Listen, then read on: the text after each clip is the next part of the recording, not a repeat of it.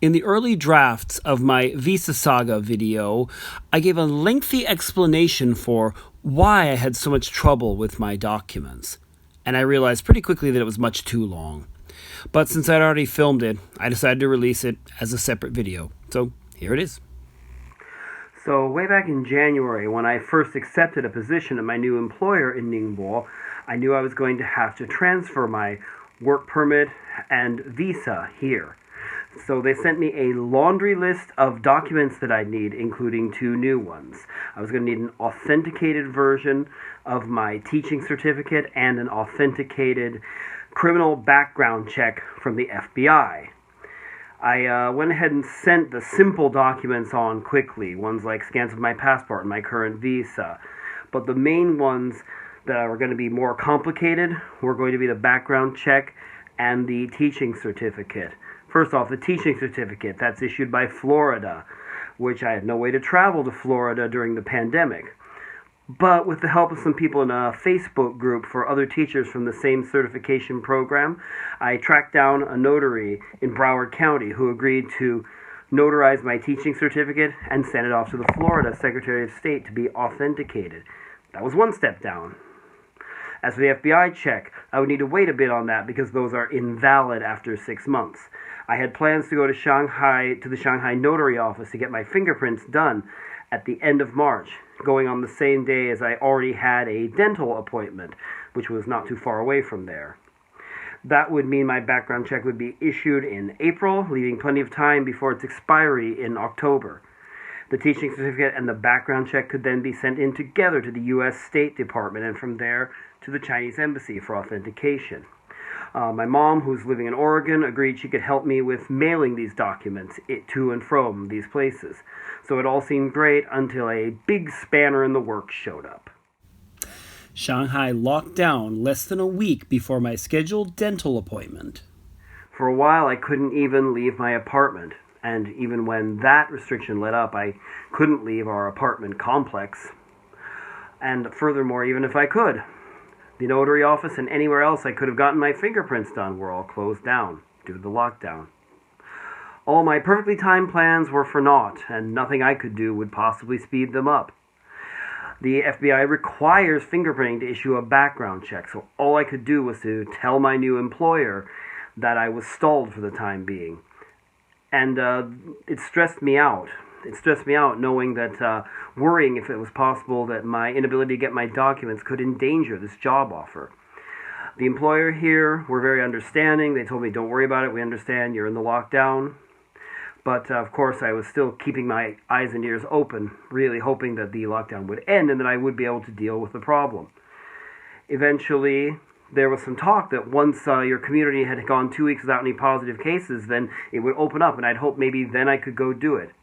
But eventually that didn't happen. Even after 2 weeks with no positive cases, we were still stuck inside our communities. And even if we had been able to get out, the government offices were still closed. We couldn't really get any sort of fingerprinting done. Even when a couple of times the gates briefly opened up so I could go shopping, I still couldn't get far enough to get fingerprinting done. Then the offices still weren't open. Finally, in late May, came the news that the city would reopen on the 1st of June. We tried to figure out in advance what would be reopening and when, but it turned out to be nothing doing. Everything was still closed down, even on May the 31st. No one answered their phones, so there was nothing we could do except wait until June the 1st itself, and then we started to spend a good bit of our day calling, sending messages, trying to figure out if everyone was open and where I could go to get fingerprinting. The notary office in Pudong told us, oh, you need an appointment, and we had trouble trying to figure out the system for that. There was a forensic office we tried. They said they weren't open yet.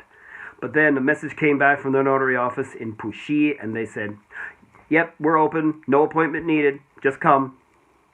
At that time, it was too late to take any action that day, so instead, I set out the next day, and in what would be my first excursion to the central city in a couple of months, I got my prints taken at the notary office and had them mail them back to me. The fingerprints got to me a bit earlier than I'd expected, and that very day I handed them over to SF Express, which is China's fastest courier, to deliver them to the FBI office in West Virginia. And here the delays began again.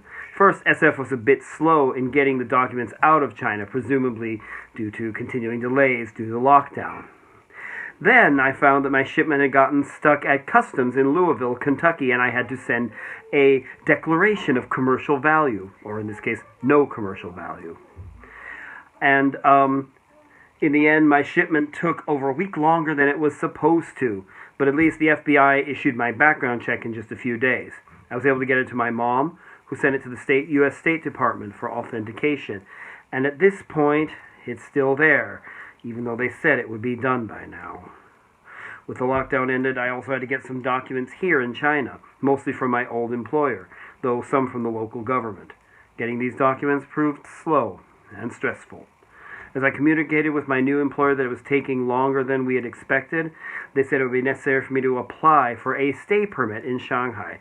And this began another real back and forth. My old employer in Shanghai insisting that I should apply for the stay permit in Ningbo, while my new employer in Ningbo insisted I had to apply for it in Shanghai. I ended up going with my new employer's information and got it done in Shanghai.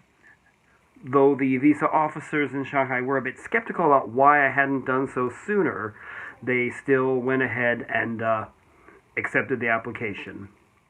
So I got the new stay permit, great picture, eh? Which gave me an extra 11 days in China. 11 days was just enough, though, that I could get my work permit issued here in Ningbo on a 3-month basis, even though my teaching certificate and FBI check are still in progress in the U.S. And with that, I can make a trip to the visa office to get a 3-month visa.